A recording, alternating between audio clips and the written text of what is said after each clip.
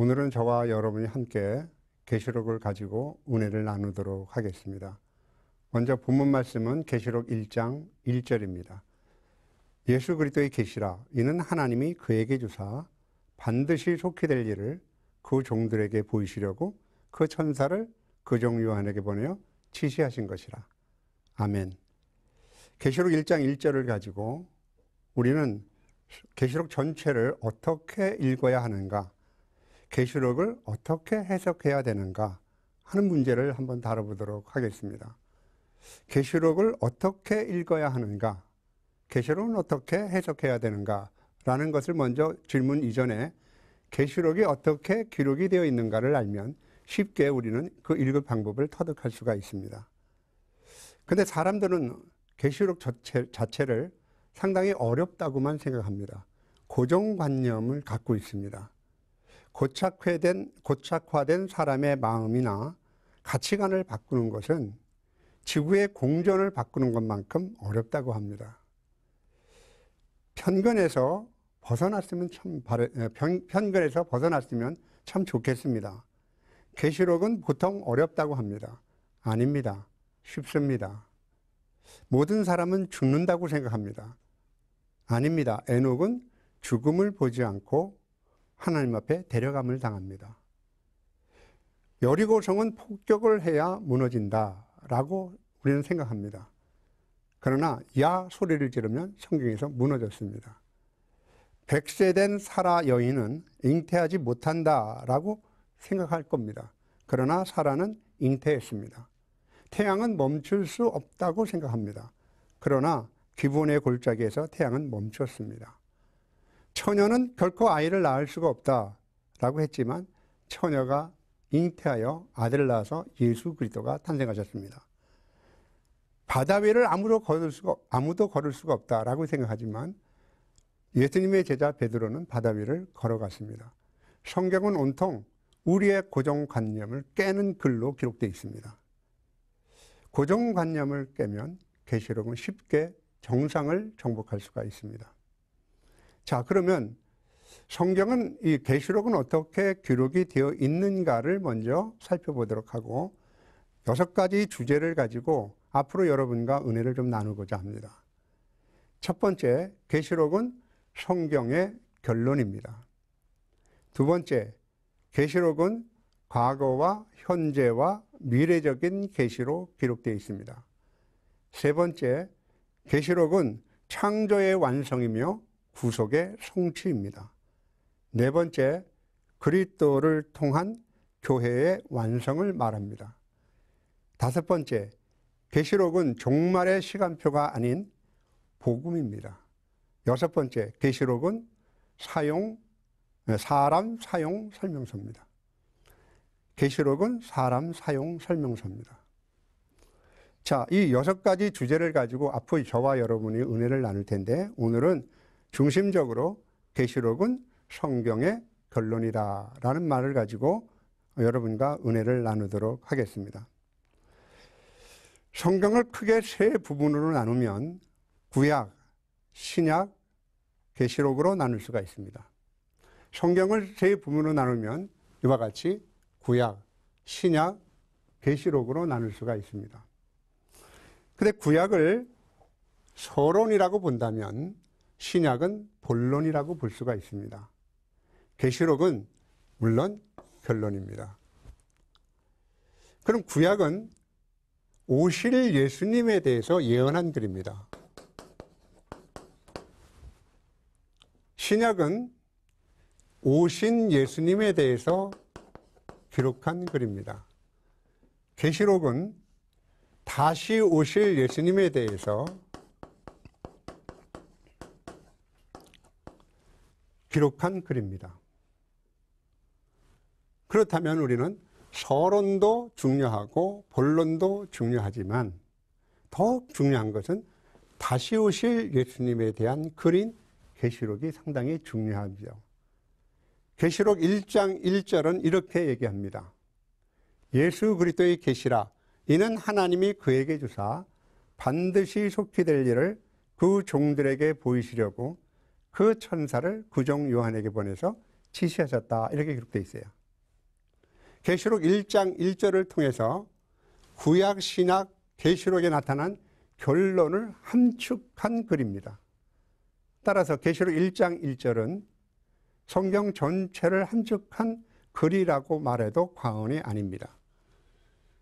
자, 그러면 우리는 이렇게 생각해 보죠. 다시 한번 구약 전체를 한번 살펴보면 농사 짓는 방법으로 비유한다면 구약은 밭을 규경하는 역사라고 생각하시면 됩니다. 그래서 신약은 씨를 규경했으면 씨를 뿌리는 거죠. 씨를 뿌리는 역사라고 보고 그리고 제자들을 통해서 성장하는 역사를 보면 됩니다. 그래서 예수님은 마태복음 13장 37절에 이르시기를 예수님 인자는 뿌리는 자요라고 얘기했습니다. 예수님이 이 땅에 복음의 씨를 뿌리려고 오셨습니다.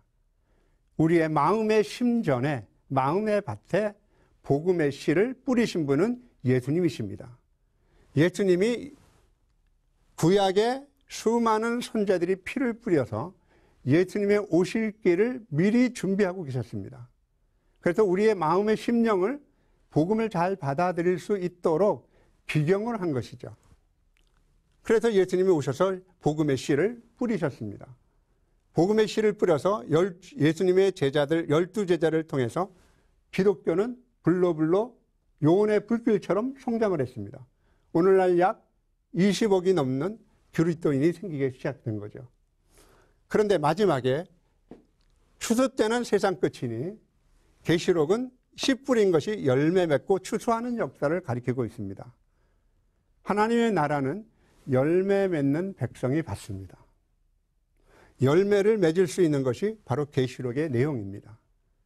어떻게 하면 우리가 사람 열매를 맺을 수가 있는가?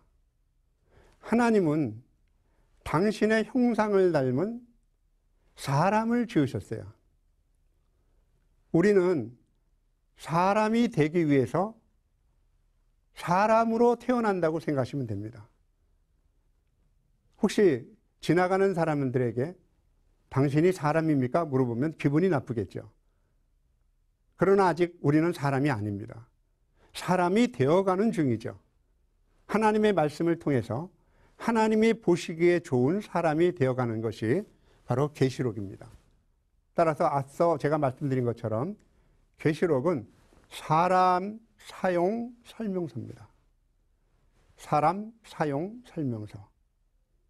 사람을 어떻게 사용을 해야 오래 살고 또 좀 유익하게 사용할 수 있는가 하는 것은 사용 설명서대로 사용을 하면 오래 사용할 수가 있습니다.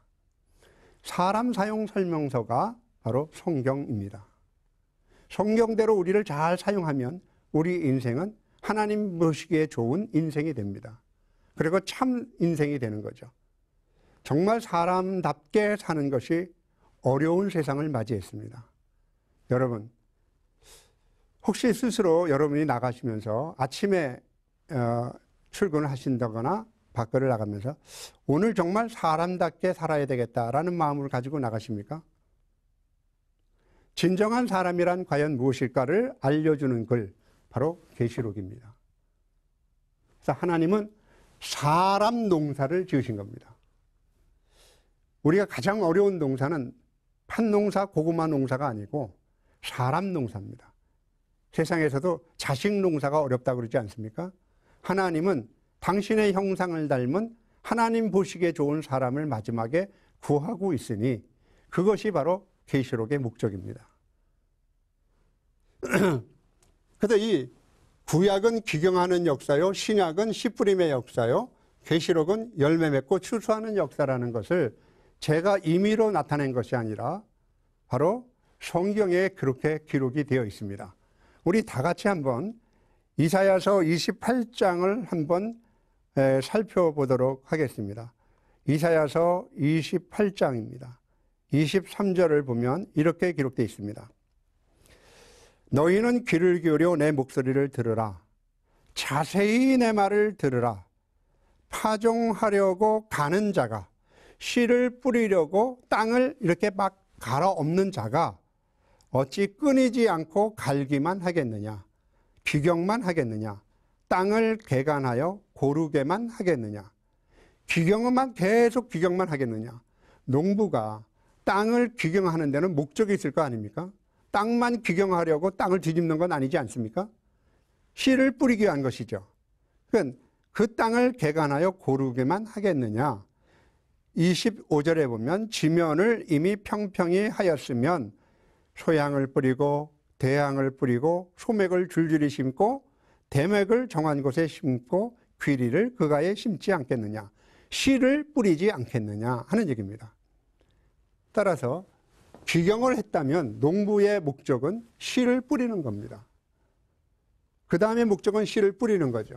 씨를 뿌려서 이제 하나님께서 모든 것을 적당한 방법으로 우리에게 보여주사 가르쳐 주시는 겁니다. 27절에 보면 소해양은 도리깨로 떨지 않고 대양은 수레바퀴로 굴리지 않고 소해양은 작대기를 떨고 대양은 막대기로 떨고 곡식은 부수는가 아니라 늘 떨기만 하시 아니하고 그것에 수레바퀴를 걸고 말굽으로 밟게 할지라도 부수지는 아니하나니 이도 만군의 여호와께로부터 난 것이라. 추수하는 과정을 얘기하고 있습니다. 어떤 놈은 작대기로, 어떤 놈은 말굽으로, 어떤 거는 막대기로 이렇게 크기에 따라서 이렇게 추수하는 방법이 다 다르다는 거죠. 하나님이 지으신 우주와 천지 만물 속에는 보이지 않는 하나님의 신성과 능력과 모든 것들이 숨겨져 있습니다. 그러니까 자연의 만물 성장 과정을 통해서 우리 인간에게 제시하는 수많은 영적 진리가 숨겨져 있는 것이죠. 신앙이 조금 여러분이 깊어진다면요. 사람이라면 만물의 생성 과정을 통해서 하나님의 신령한 계획과 지혜가 숨겨져 있음을 알 수가 있을 겁니다. 오만함과 교만함 속에서 범죄한 예루살렘 온 땅을 멸망시키기로 작정하신 하나님의 음성을 들은 이사야 선지자가 불같이 진노하시는 하나님의 진노의 심판의 징계를 처참한 결과를 맞이할 이스라엘 백성들에게 전하는 과정에서 오늘 이사야서 28장은 간절한 충고이고 권면이고 경고이기도 합니다. 오늘날 세상 문화에 완벽하게 굴복되고 그리고 타협하려는 우리 성도들에게 우리에게 주시는 권면과 경고이기도 합니다. 그리고 충고이기도 합니다. 하나님의 불같은 진노 속에서도 그 징계를 통해서 하나님의 예언이 어떻게 이 땅에 전개되어 섭리되어서 경륜하시는가를 농부가 농사를 짓는 과정이나 원리를 통해서 보여주고 계시는 것이죠. 참으로 하나님의 모략은 기묘하고요. 하나님의 지혜는 광대해서 사람으로는 측량할 수 없이 깊고 오묘합니다. 따라서 이사야 선지자가 말했듯이 구약은 수많은 구약의 선지자들이 순교하고 피를 흘림으로써 예수님이 오심으로써 복음의 씨를 뿌릴 준비를 다 하신 거죠. 주님이 오실 길을 예비한 거죠. 그리고 예수님은 씨를 뿌렸습니다. 예수님이 씨를 뿌리고 나서 예수님의 제자들은 그 씨를 성장시켰습니다. 기독교가 많이 성장이 됐죠. 그리고 계시록은 결론적으로 그 열매가 맺어져서 추수를 하는 것으로서 세상의 모든 것들은 끝이 나게 되고 천지 창조의 완성이 이루어지며 구속의 대단원의 막을 내리게 되는 것이죠. 이와 같이 우리 다시 한번 살펴보면 구약은 서론이고 신약은 본론이고 계시록은 결론인데 오늘 본문 말씀 계시록 1장 1절은 성경 전체의 결론 부분을 요약하는 글입니다. 그래서 계시록 1장 1절을 다시 한번 저와 여러분이 한번 분해를 좀 해보겠습니다. 계시록 1장 1절은 예수 그리스도의 계시라라고 합니다. 예수 그리스도의 계시라. 그 예수님의 계시라. 이것은 하나님이 그에게 주사 그에게 주사, 예수에게 주사, 예수님에게 주사, 반드시 속히 될 일, 반드시 속히 될 일을 그 종들에게 보이시려고, 그 종들에게 보이시려고, 그 천사를 그 종 요한에게 보내어서 지시하신 것이라 라고 기록이 되어 있습니다. 자, 우리가 이 말씀을 한번 익히기 위해서 다시 한번 우리 한번 묵상해 보도록 하죠. 예수 그리스도의 계시라. 이 계시는, 예수님의 계시는 하나님이 예수님한테 주신 것이다. 근데 이 예수님은 계시는 반드시 속히 될 일로서 하나님이 종들에게 보이시려고, 그 종들에게 보이시려고 그 천사와 요한을 사용하셔서 우리에게 나타내 보여주신 것입니다. 그러면 여기서 우리가 계시라는 측면에서 분해를 해보면 하나님은 계시의 근원이 되십니다. 계시를 주신 분은 하나님이십니다. 하나님이 창조의 목적의 계획을 갖고 있고 우리의 구속의 계획을 갖고 계신 분이시죠. 하나님이 모든 계시의 근원이십니다. 그런데 그 근원을 이 땅에 오셔서 당신 스스로가 십자가 위에서 하나님이 구원의 계획과 우리를 사랑하심이 어떠하신가를 당신이 십자가 위에서 보여주셔서 죽음보다 생명이 강함을 보여주셨습니다. 그래서 그분은 계시의 주체가 되십니다. 생명이 죽음보다 강함을 직접 자신의 몸을 통해서 스스로 보여주셨어요. 그래서 생명의 부활을 하신 것이죠. 빛이 어둠보다 강하며 정의가 불의보다 강합니다. 따라서 생명이 강함을 이 계시록을 통해서 보여주고 계시는 것이죠. 어둠의 권세가 아무리 짙다 할지라도 반드시 빛에 의해서 어둠의 세력은 물러가게 되어 있는 거죠. 그럼 이 천사와 요한은 뭐냐? 계시의 전달자입니다. 전달자. 하나님은 천사와 요한을 통해서 계시를 전달하셨습니다. 그러니까 이거는 계시를 전달하는 사용하는 것이죠. 그 종들은 뭐냐? 계시의 대상이라고 볼 수가 있습니다. 이 종들은 교회죠. 저와 여러분들이 교회입니다. 그러면 모든 사람들의 교회는 하나님이 원하고 바라시는 것이 무엇이냐면 당신의 계시를 보여주기를 원하고 계시는 것이죠. 알기를 원하시는 것이죠. 자, 그러면 반드시 속히 될 일은 계시의 내용이라고 볼 수가 있습니다. 보이시려고는 계시의 목적이라고 볼 수가 있습니다. 그 종들에게 보이시려고 하는 것은 계시의 지시하신 것, 종들에게 지시하신 것은 계시의 방법이라고 볼 수가 있습니다. 지시하신 것은. 그래서 계시록 1장 1절 이 전체가 성경 전체를 요약한 것이라고 보면 틀림이 없습니다.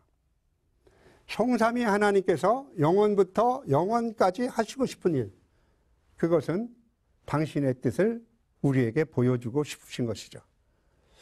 자, 하나님이 왜 사람의 형상대로, 당신의 형상대로 사람을 창조하셨을까? 말은 말끼리 형상이 같은 자끼리 사랑을 하지 않습니까? 벌레는 벌레끼리 사랑을 하지 않습니까?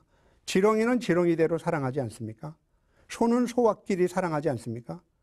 우리를 하나님의 형상으로 지으신 것은 하나님이 우리를 사랑하고 싶다는 당신의 의지의 표명이십니다. 하나님 우리를 사랑하고 싶으신 거죠. 그래서 당신이 우리 속에 있기를 원하시는 거죠.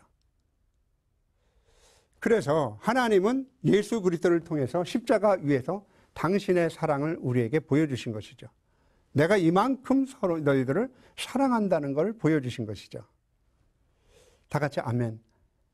그래서 하나님은 오늘 저와 여러분을 통해서 이 계시록의 내용을 통해서 우리에게 알리고자 원하시는 것은 예수 그리스도의 십자가를 통해서 창조의 모든 목적이 달성이 되고 하나님이 구원의 모든 계획이 달성되기를 원하시고 계시는 겁니다. 자, 그래서 하나님, 예수님, 성부, 성자, 성령님 이 세 분의 역사를 통해서 교회가 모든 하나님의 창조의 목적과 구속의 계획을 이루게 되는 것이죠. 자, 성령님은 천사와 요한을 사용하신다 이렇게 보시면 됩니다. 그러면서 저는 오늘 이 계시록을 통해서 저와 여러분들이 나눌 수 있는 것은 잊지 말아야 할 사실은 계시록이 이루어지는 사건의 내용이 중요한 것이 아니라 아주 불필요하다는 얘기는 아닙니다. 사건의 내용은 아주 중요합니다. 그렇지만 그 모든 사건의 주관자가 누구시냐면 바로 하나님 예수 그리스도십니다. 성경의 목적은 뭐냐? 예수 그리스도가 나타나시는 겁니다. 예수 그리스도의 계시라 아멘 주 예수여 오시옵소서. 예수님의 계시를 우리가 공부하고 은혜를 나누는 것은 우리 마음속에 예수님이 오시게 하기 위해서 계시록의 강해가 필요한 것이죠. 계시록은 복음입니다. 근데 큰 그림이 보면 성경 창세기 1장부터 계시록 22장 21절까지 모든 거대 뒤에 그림을 보면 예수 그리스도가 계십니다. 한 가지 예를 들어서 제가 예화를 들면서 강의를 좀 마치고자 합니다. 어떤 아버지가 아들에게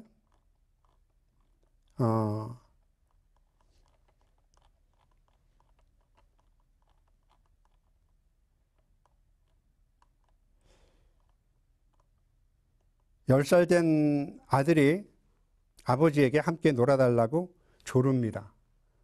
그때 아빠는 세계 지도를 갈기갈기 찢어주면서 이 세계 지도를 다 맞추면 함께 놀아주겠다고 약속을 합니다.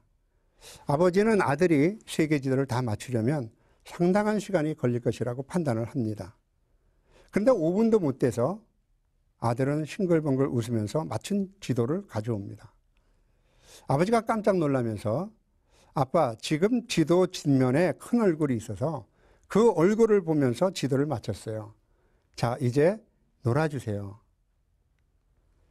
우리는 이따금 찢어진 세계 지도처럼 복잡한 문제로 우리의 마음을 혼란스러워할 때가 있습니다. 행복과 건강이 찢어지고 평안과 기쁨이 찢어지고 소망과 희망이 찢어져서 회복될 것 같지 않는 불안함 속에서 절망을 느낄 때가 많습니다. 그러나 모든 복잡한 문제 그 뒤에는 예수 그리스도와 예수 그리스도의 말씀을 따르면 그 찢어진 행복과 기쁨, 평안과 소망을 다시 한번 회복할 수 있음을 우리는 기억해야 합니다. 혼탁한 모든 신학적 문제라든가 신앙의 문제 뒤에는 항상 예수 그리스도라는 큰 그림이 뒤에 있습니다. 이 큰 그림이 성경의 결론입니다. 이 결론을 통해서 우리는 하나님 앞에 아름다운 열매를 맺어가며 하나님이 예비하신 아름다운 나라를 유업으로 받을 수 있는 우리 행복한 성도들이 되시기를 주의 이름으로 축원합니다.